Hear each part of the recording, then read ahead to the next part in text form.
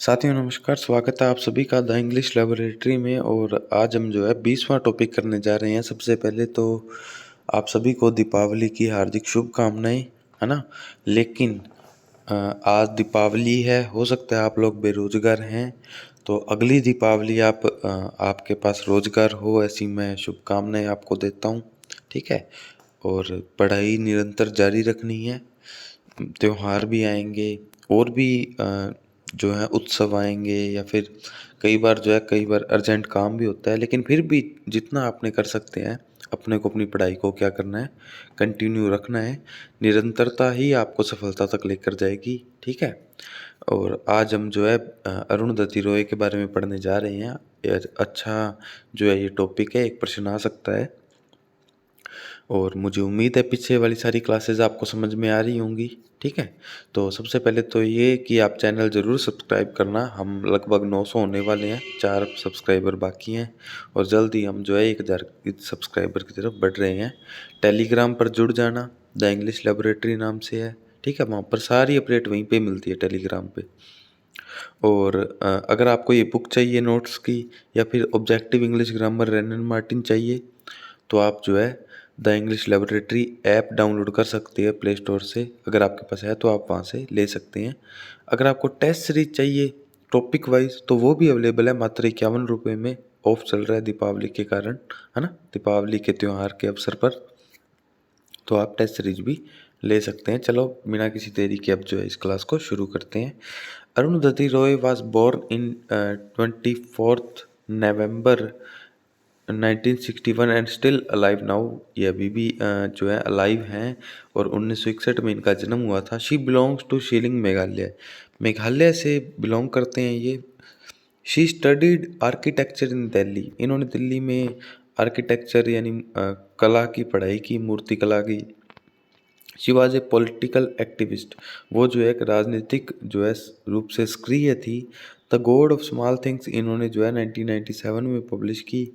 She won Man Booker prize, इनको Man Booker prize मिला। This work is related to Dalit lower class casteism and imperialism. The god of small things को Man Booker prize मिला, है ना।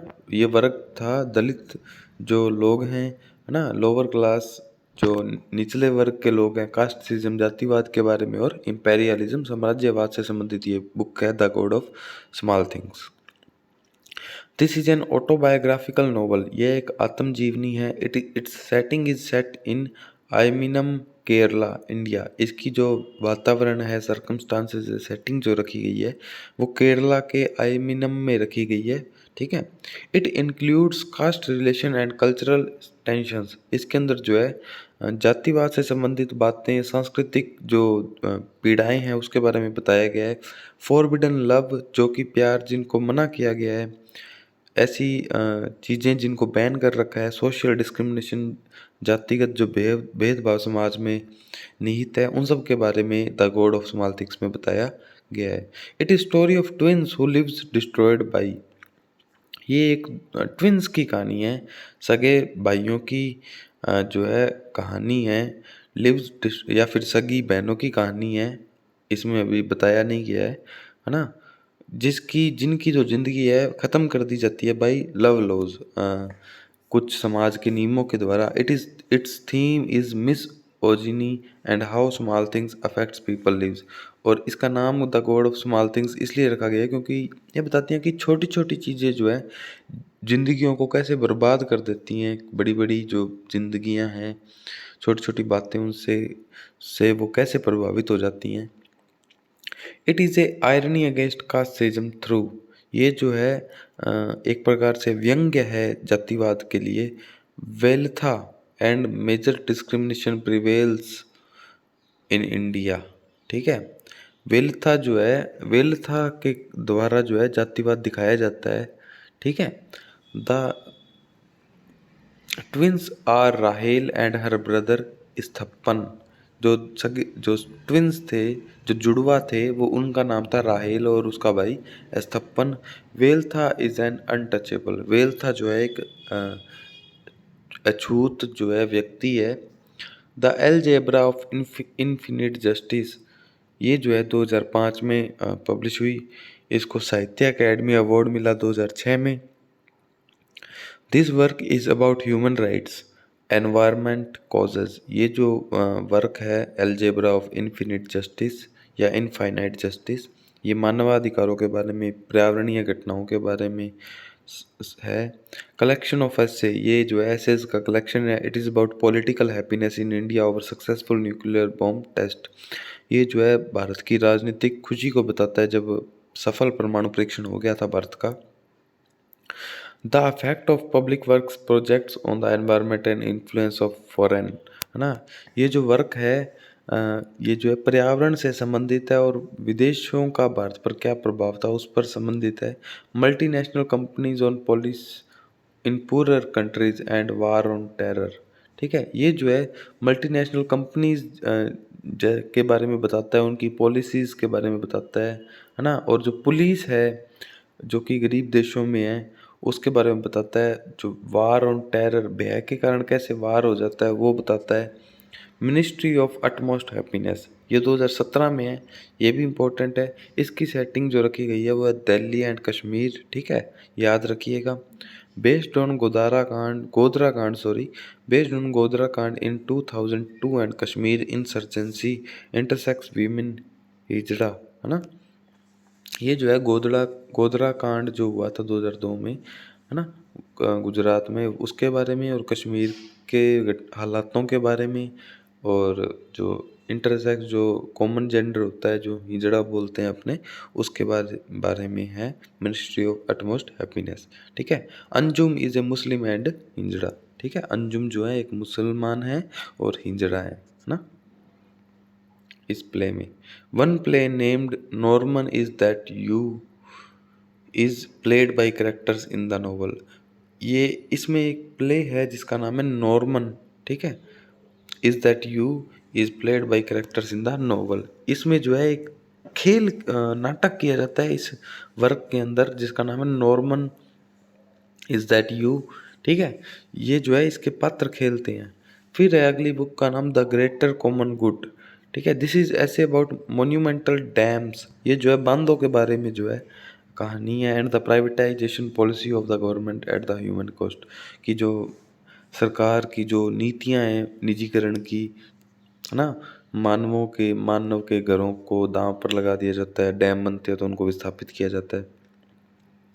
अगली जो work है वो है the shape of the beast conversation with Arundhati. 2008 में ये जो है पब्लिश हुई। It is collection of 14 interviews of Roy. Arundhati के 14 इंटरव्यू का कलेक्शन है।